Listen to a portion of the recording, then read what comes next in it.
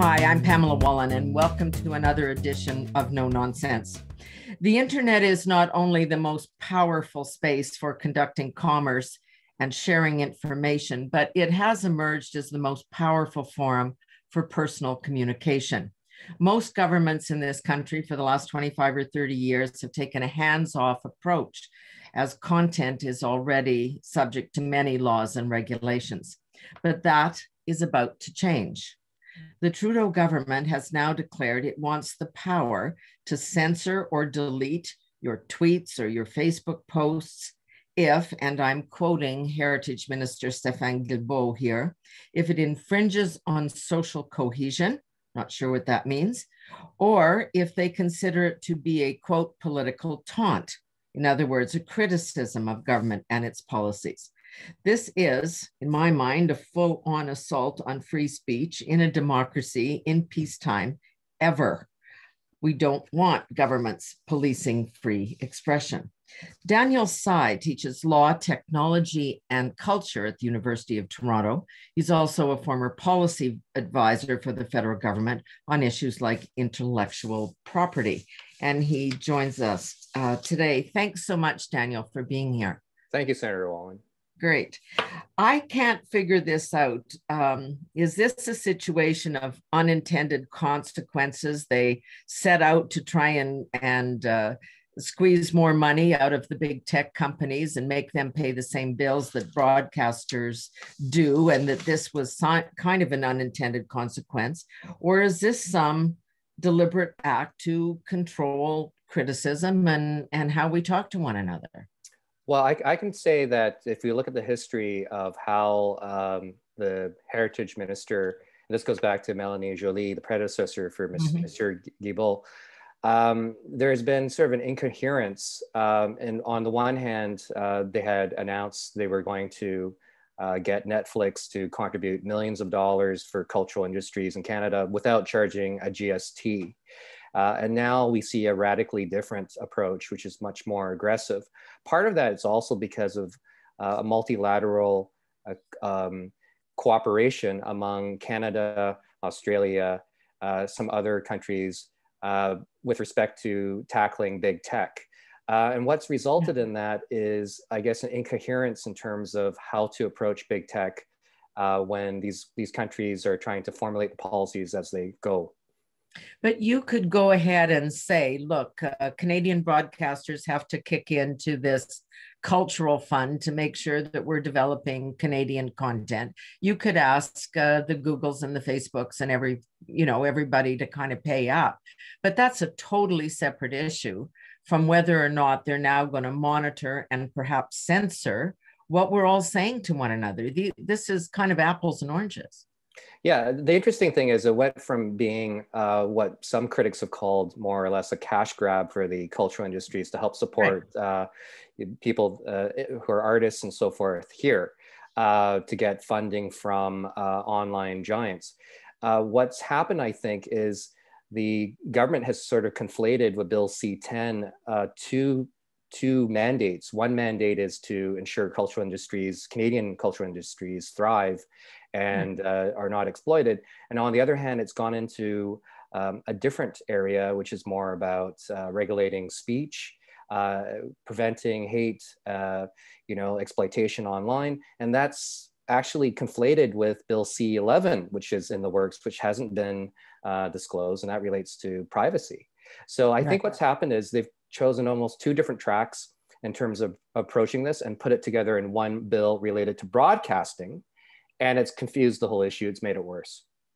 There was, as they were debating this in the early stages in the House of Commons, a clear paragraph that said, okay, we are not subjecting individuals and their tweets and their Facebook posts to these kinds of regulations. We're not going to do it. Then it went off to committee for study and they took that out. So it must have been a deliberate act. Well, I think from my own experience, because I actually worked with Industry Canada, which is now Innovation, Science and Industry, you have really two warring type factions in the government. You have the people on the industry side who are more free market. They're really against censorship. Also tends to be divided even based on linguistic lines. It tends to be more Anglophone in Industry Canada, as opposed to Heritage, which tends to be more Franco-centric, but also at the same time tends to be more artist-oriented, and more copyright owner-oriented. And so what you have is this kind of conflict within just the policy making side. And this has nothing to do with the political direction being given. It's just the fact that you have different ministries. And with Heritage taking control, taking the lead in this file, you are seeing kind of a multi-headed monster approach where they have different mandates, but a lack of coherence in the actual policy making. And also, as you said earlier, the law of unintended consequences. Policy making made to try to placate certain political constituents does not relate or translate into excellent policy making. And into the real world. I was reading something today that the Alliance for Equity in the Music Industry, and they're currently petitioning the federal government to include provisions in C10 that would mandate Canadian creators to submit race-based data and make everything subject to review by a chief equity officer. I mean, this is now political correctness, or whatever you want to call it, sort of seeping into every part of legislation. This is very risky when you're coming and dealing with the concepts of free speech and our ability to debate and criticize in this country. Well, what I think is really interesting is you see that they're taking antiquated legislation, and we're talking about the Broadcasting Act that has not had a major which needs fixing, no question. and they're trying to relate it to a new digital reality where it's really based in the free ebb and flow of conversation, discussion, debate, ideas. And so when you're trying to apply old legislation or old law and trying to make it applicable to today's technological and social environment, you're going to have problems. Is the idea, because we've heard from, in the last few days, a couple of former CRTC commissioners, people who might be in charge of regulating this and ensuring that there's enough Canadian content in my tweets or in my Facebook post, but they're calling this dangerous, that this is beyond slippery slope. It's a deep dive. And I think the problem is the confusion that we've seen with respect to what and who is defined as a broadcaster. Is it you or I? The average person, or is it does it go beyond that to professional productions such as more formal type broadcasters? We don't have a clear sense of that. We do have assurances now after the minister has backtracked from the public outcry, but we don't really have a clear sense of what that means in terms of who qualifies as a broadcaster and who should be regulated, and how is that practically feasible, and also in terms of cost. So there's a lot of different questions being raised just because they haven't really defined who a broadcaster is in the context of technology. Well, or the other words that they're using, like they're pursuing social cohesion, and all tweets and comments would have to be in line with that, or they would disallow or censor political taunts, which is, as he defined it, went on to say, criticism of the government or its policies. This is kind of scary. I think it is definitely there's an issue of a slippery slope. I think the minister has to first pony up and come to the table and say, I really want to hear what Canadians have to say. I think that's the one missing element in this, is sort of the transparency and accountability. I mean, on the one hand, there's a bit of hypocrisy here. We are, the government is saying we want big tech to be transparent and open about what they do with their algorithms and how they take data and they impact privacy of Canadians and use data for third-party purposes and for advertising and basically exploiting Canadians in that sense. But at the same time, the government has to come to the table, and I think it's a fair question and a fair request to have like consultations and to see what Canadians are really thinking, and actually really investigate. If they're going to do this, they shouldn't do this in half measures. They should really open up in what they mean by broadcasting. What do they mean by the Broadcasting Act? And does that mean me as using my Twitter account? Did I suddenly become a broadcaster because I'm using this technology to share it? Yes, exactly. And we know that from our experiences with the United States as a Mm. model, when it comes to tweeting, there can be large impact. But at the same time, Americans have a different approach to free speech. Yeah, they There, care about it a lot they, more than we do. yeah, this is definitely a different perspective than Canada. So the question is, to what extent is the minister now willing to work in a minority government Yeah. where there are opposition, even from the NDP, Yeah. uh, with respect to the lack of clarity and what does this mean about free speech, and was this going to impact? Can it go the other way? You know, if the government, if you go from one government to another, can we see the opposite extreme? And so those are actually quite important questions, which have a huge implication in terms of free speech. No, it's something that I've struggled with all my life because as a journalist, obviously it's the lifeblood of what you do. In a democracy, it's supposedly the lifeblood of how it functions. And I look back over the words of JFK, a nation that is afraid to let its people judge the truth and falsehood in an open market is a nation that is afraid of its people. And I see these signs here. Harry Truman, former US president, said once a government is committed to the principle of silencing the voice of the opposition, it only has one way to go. And that creates a country where everyone lives in fear. They really wrestle with these issues. It's in their constitution in a profound and dominant way. What is the difference in the psychology? Why don't we seem to care as much about this in this country? Well, Canadians and Americans, we like to talk about our differences. I mean, there's a lot of similarities. I think a lot of Canadians do believe in free speech. I think the big question is, I think what we're seeing is in the United States, it's very individualistic and libertarian type approach where individual liberty is very important. I think in Canada, because we do have more of a traditional sort of collectivist approach, and this goes back to socialized medicine, Tommy Douglas and Saskatchewan and everything else. I think in Canada we do tend to kind of look at the greater good of the community as opposed to necessarily individual rights.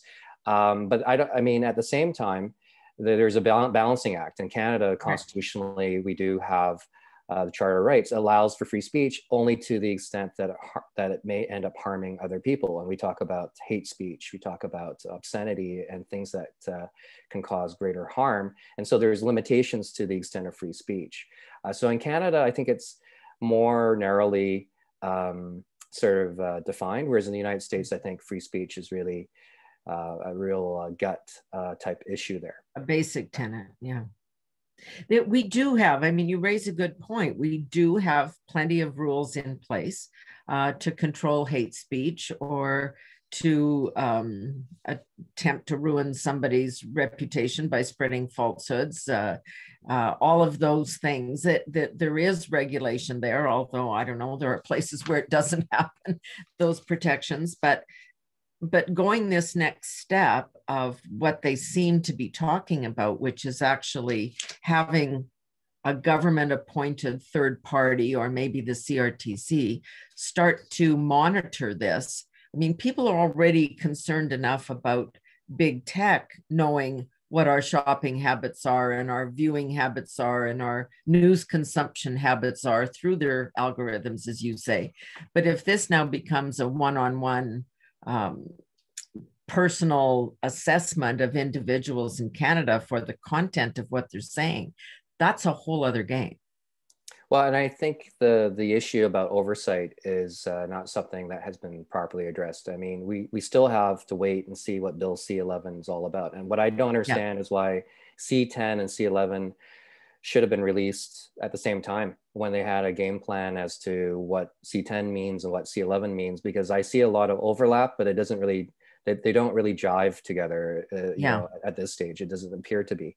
I think the issue of oversight, as you pointed out, is a concern because the broadcasting CRTC, it relates to broadcasting standards, and that there's a logic to that because you're dealing with historically traditional significant players, big networks, where it's sort of easy to regulate, and they serve a mandate that's much broader than people in your little Facebook group.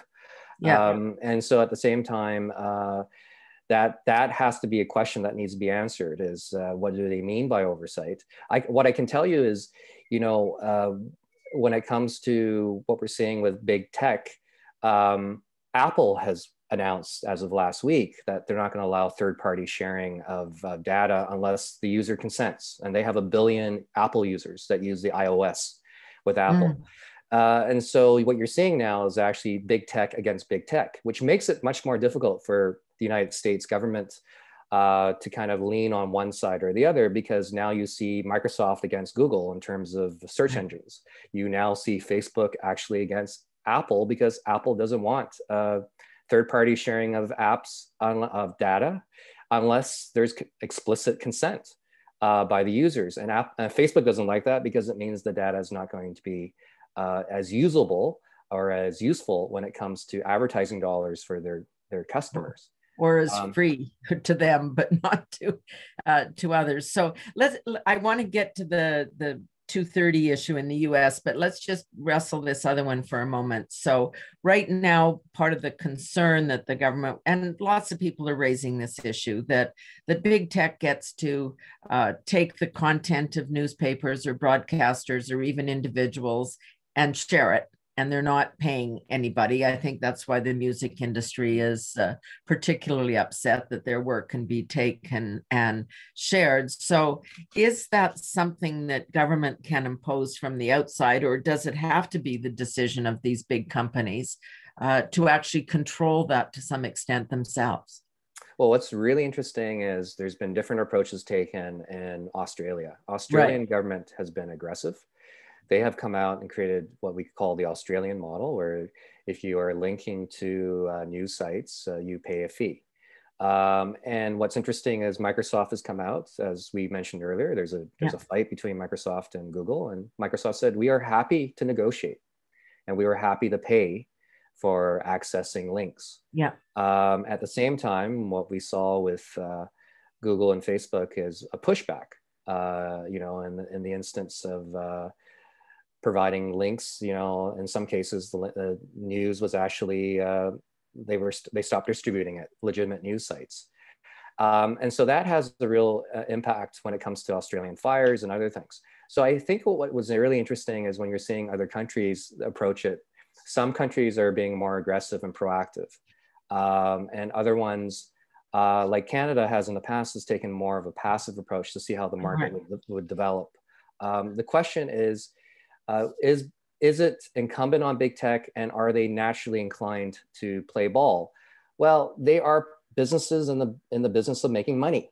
$61 billion profit for the top 10 big tech companies, record profits last quarter with Facebook. We saw $4.8 billion of ad revenue goes to Google alone in Canada for online advertising out of $8 billion. There's an 80% duopoly between Google and Facebook just in Canada for online advertising. Their mandate is to make money for shareholders. It isn't necessarily to self-regulate, and it isn't necessarily to give money back to newspapers and traditional media. So there is going to be inherent conflict, and sometimes you need a referee to step in. That is kind of the issue too, because we're seeing governments subsidize or bail out traditional media and newspapers. I don't think there's anybody left in the country that hasn't taken a handout from government, which compromises them. There's no question it raises a question mark about their objectivity. Can big tech really be required to subsidize an industry that is not so much dying as morphing and changing, and maybe should have taken on that process a lot earlier? A lot of the newspapers were slow to go to online formats, big broadcasters as well. And now we're seeing the big companies being asked to just contribute more to support that system. I mean, that's an excellent point, is, in a free market, companies should be able to innovate and try to, compete. Now, the thing is, we have a total of almost 60 lawsuits in the United States alone by various attorney generals, including the Federal Trade Commission, the FTC, related to antitrust monopoly practices. So we do now know, we're starting to see this wave of lawsuits that are pushing back against the dominance of big tech. The fact that the FTC put an order in that Facebook cannot purchase a company worth more than $10 million because they don't want, during this lawsuit, because they do not want the unfair advantage of having big tech buy out little competitors and basically take out the competition. So I think, you know, it's a good point that with a market where the playing field is relatively even, people should be allowed to compete and fight and innovate. But at the same time, if it becomes so imbalanced, so structurally, you know, out of whack, then there has to be a referee that steps in. And this has happened in the past. Other industries, oil, Standard Oil is an example. We have had it with AT&T, Ma Bell. Breakups happen, and it's just a function of the market. You know, you allow innovation to happen, but if you get too big and you start becoming anti-competitive, governments have stepped in, and those industries still thrive. Yes, it does. As we talk about all this, one gets a sense, though, of some helter-skelter approach. Like there is big tech and technology and consumers just going on fast forward. And here are governments running behind saying, whoa up here. We need our piece of the action. We need some money. We're not sure what you're doing or how you behave or how you got so big, but we want in now. And that it's always going to be a problem when you're running from behind. And I think the other thing is, it's practical reality. We're in a minority government. And you have the major newspapers in Canada, for instance, who are struggling. And so the government is very attuned to the impacts on media now. That maybe they weren't so much so when they're in a majority position. And so it's a reality that we have to face. You know, there's an old saying, that I learned in my days at Cornell. You know, the bastards can't read, but they know how to count. You know, when it comes to votes, you know, they're looking at their constituents and they're trying to figure out, you know, what do we do to placate.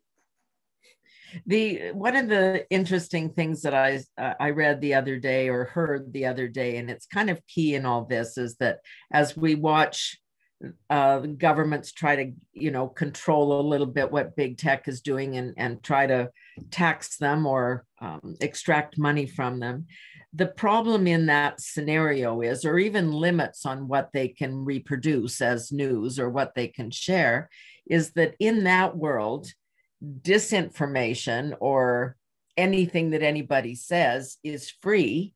And then information that has some credibility to it, some journalistic standard imposed on it, is behind a paywall. So we're letting the conspiracy theories and the disinformation grow exponentially while containing what might be more fact-based than other sources.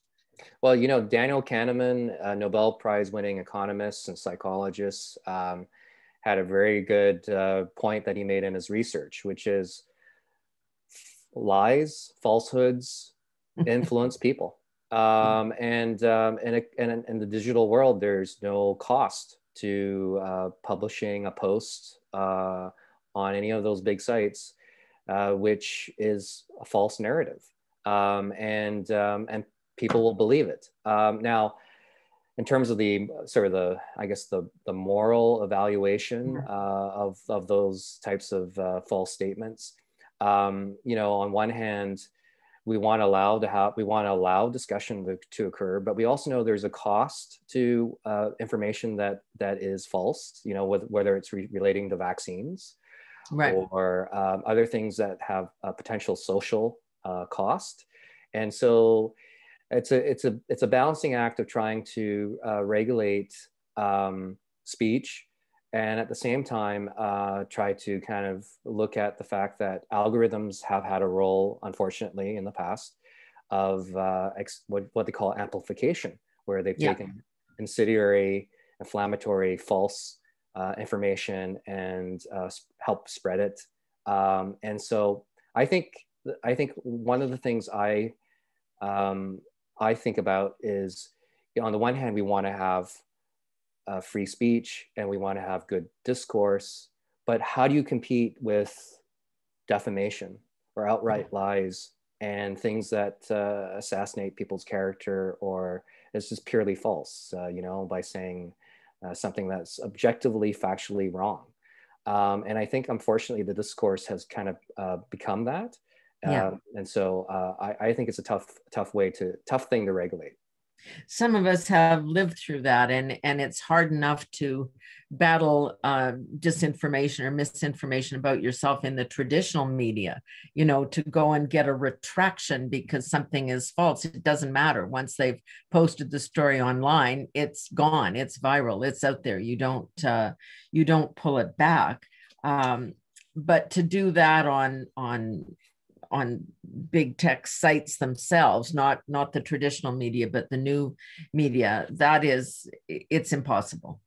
Well, we've done something very similar to it, both Canada, the US, and elsewhere. We have the notice system in Canada when it comes to copyright infringement. If an ISP gets notified that they're infringing content, they notify the user, so the user, you know, that can't access it. But when it comes to the United States, they have notice and takedown. That's even more stringent. And in fact, a lot of the big companies like YouTube follow the US policy, which is if they are notified of copyright infringement, they take the content down immediately.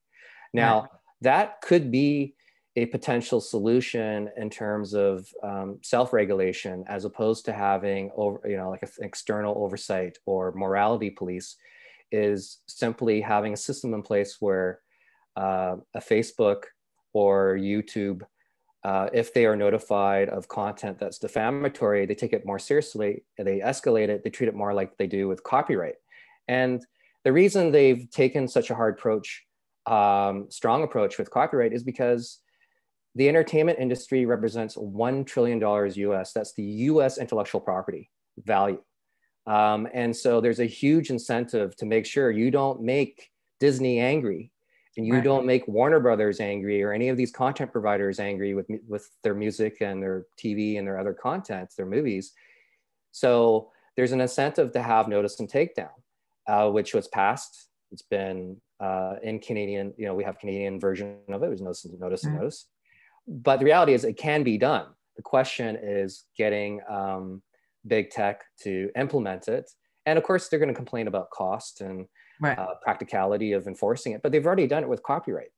So it's a little different when you're talking about what's commonly known as alternate facts. You know, you view the world differently depending on whether you're the subject of the takedown or the takedowner, or, you know, what it may be. That's pretty hard to judge. Copyright is one thing. This was published by somebody. We know that it's on the record. Therefore, if you're misusing it, you will be punished. But saying something about, if you say something about me or me about you, it might be just, you know, my version of events versus your version of events. Yeah, and they've done that. What they've done is, you know, for instance, Facebook has added fact checkers. Now, not for all the content, because they have billions and billions of messages. Exactly. Yeah. But for some of the content, they have flagging options for that. Now, they also have sophisticated algorithms, and that's why I'm keep asking about Bill C-11, because you know, that's where the rubber hits the road. In my mind, yes. I think you know, be quite frank, this is no nonsense with you, Senator Wallin. Given the fact that Bill C-10 appears to be just a big misfire. When they came up with the legislation, it looks like they simply got it wrong when they started branching out and not properly defining who a broadcaster is. They made it too broad. At the end of the day, those issues could be resolved or dealt with in Bill C-11. But this shouldn't be a social experiment where you throw legislation out into the wind and hope it works. They should have consultations. They should look at and see what Europe's doing. An example is Europe has the General Protective Directive, and they, you know, it can work. But the problem is they're under-resourced when it comes to their privacy commissioner. So you could have the best legislation, But until you have public consultations and you well resource it and you have a clear sense of what it's trying to accomplish, then you end up with misfires. Because as users and consumers, we have to agree to this either implicitly or explicitly, otherwise it won't work. And this is where one of the issues is when you do a consent and you click that button, first party data, they can do whatever they want. If you're surfing Facebook or Google and you've already consented, first party data is all theirs. But it's the third party data. If you are not aware that you've consented to it, but you already have by clicking a button, they can do what they will when they sell your data to other parties. And that's where Apple's jumped in and said, no, we're going to make it explicit now. If you're going to do third party sharing, we want our users, our 1 billion users of the iOS, to consent to it first. And that may be where the government is going. One comment I heard from, I think it was an Apple individual, was the law is simply the minimum. What we do as big tech is above and beyond, and that's our prerogative. Yeah, that's an interesting point. So these algorithms, of course, that operate, and we somehow think when we go online and hit Google search that, we're getting the facts. Somebody's telling us what the actual most important information is about that particular topic or that individual, but they have their own vested interests. They want you to go to their own search engines to look for news or information. They're not giving you the broad swath of that. On the other hand, they kind of say, this is a little bit apples and oranges, but big tech says, look, we're offering right now free distribution for all this stuff. Even you struggling news organizations and people that want to do podcasts or have vibrant Facebook, we're letting you all do it for free. So quit complaining. That argument makes sense if it weren't for the fact that there's such a distortion in terms of profit and ad revenue. What about all these little competitors that had started up that had better technology and were bought out? Right. So as the user, I would love an alternative to Facebook. But if you're a small business and you don't have a choice because 99% of the people are using Facebook and not MySpace, which basically doesn't exist, our competitor. If there are no competitors out there and you've got a duopoly or a monopoly like we do with Google and Facebook, you're stuck. There are no other choices. And there's this concept called preferences. So in a competitive environment, the assumption is that people are playing fair. But if there's preferences, like you said, where they're only directed to YouTube pages, when they should be directed maybe to other sites, there is an issue. And in fact, a Canadian Toronto company called Rumble has filed a lawsuit on that very notion of preferences as unfair competitive practices. I want you've raised this issue because this kind of came to people's attention a bit when in the US, they simply took Donald Trump, they simply shut him down. And said, no, you can't appear on Twitter. And then he went off to try and be on Parler, which is a competitor as well. And then they shut Parler down, the powers that be, the big tech. What you think of Donald Trump aside, when you see the power of one company being able to silence the president of the United States, and this was not hate speech or any of those things, that's regulated. These are just his rantings and ravings and opinions and political views. Does that actually feed the demand for competitors, or does the heavy hand just come down heavier? That was a really interesting case study because it was Jack Dorsey, the CEO of Twitter, that initiated that. And then everyone followed suit. Right. It was almost like they were lemmings following, the leader. Why didn't they do it earlier? Is that sort of the big question? Is it took you literally a month or so before the actual election? To make a decision on this. Where were you before? And so that raises a lot of questions. So in the 4 years or 3 years and 10 months, there was no action being taken, and obviously a lot of things happened in that period of time. A lot of people were exhausted by the news cycle being dominated by all these tweets and amplified in all these other websites. He also drove up all their ratings, but that's a separate question. and there you go. And so you have this marriage between the technology and money, ratings. And so these things are inescapable, as we discussed earlier, these are inescapable things. On the one hand, we talk about why doesn't big tech regulate itself? On the other hand, money is an incentive. And even with broadcasting, having it on the top of the news cycle gets you more viewers. And so there you go. It's one of those things where does decency take over? And where do our better natures prevail? Well, that's it. It raises the obvious question, because as you say, in terms of timing, they took him down, Donald Trump, just before the election. Lots of big political contributions from big tech to the Democratic Party. And then you look here and see that Bill C-10 is coming when we're heading into an election cycle. And there seems to be some desire to contain or limit political criticism. This is very troubling.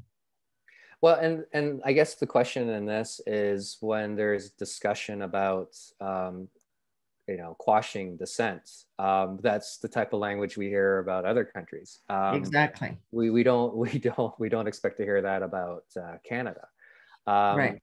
So as I said, this is a bill in need of much needed revision. And debate. I think the one thing as you know, as a legislator, it's good to have debate. It's good to actually have input and to change the law based on feedback. You end up with stronger law. And that's one thing that I'm actually quite hoping for out of this, is that the minister comes back and opens it up for more debate.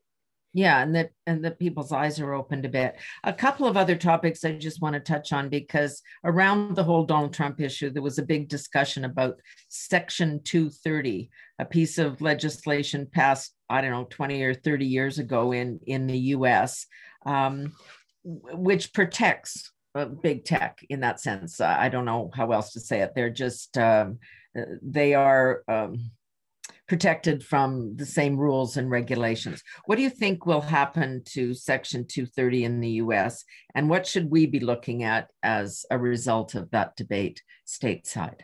Well, even the FTC has come out and said they're looking at revising or considering how to change Section 230.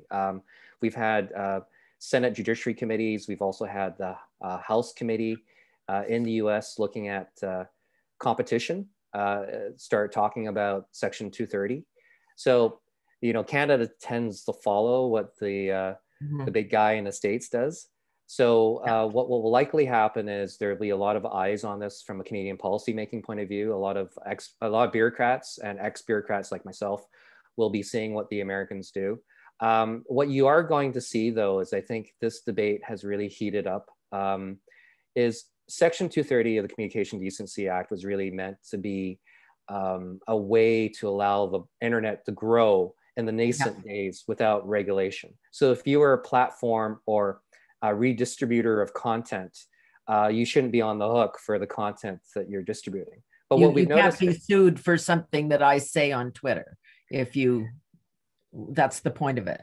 Exactly. So the fact that you retweet a comment made by Donald Trump shouldn't get you into legal jeopardy. The fact that Twitter allows tweets to be retweeted shouldn't put it in jeopardy, because it's simply a platform or a digital service provider. Now, the problem with that is there are sites that consciously exploit net neutrality in order to show very controversial pornography or other types of content, and just say, we see no evil, we hear no evil, we speak of no evil, we're gonna just let this content be distributed and we're gonna pretend we don't even know about it. And using Section 230 in the wrong way, where it's really treated as a way to kind of give blanket protection for these types of blind facilitation of bad content. That's problematic. Other big questions like Huawei, and we're seeing, I mean, that is a very particular case with Menghua and then what has happened to the two Canadians, but the repression of free speech, if I can say that, in China, and we're seeing it play out in Hong Kong, that they have their own alternate systems to Google and Facebook. They've got Alibaba and all this other stuff.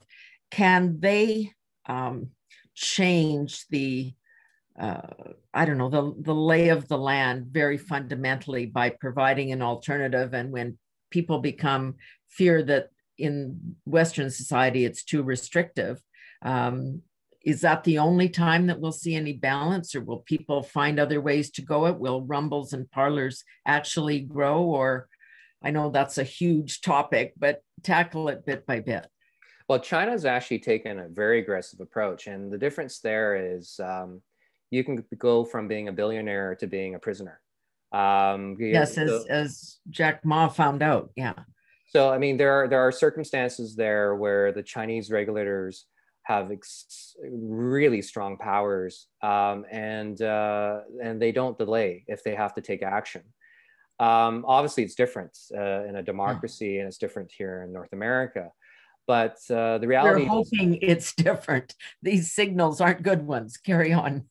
but what's really interesting is what we're seeing is in a country like China, which is obviously has a totally different political and legal system. They have seen the problems of big tech.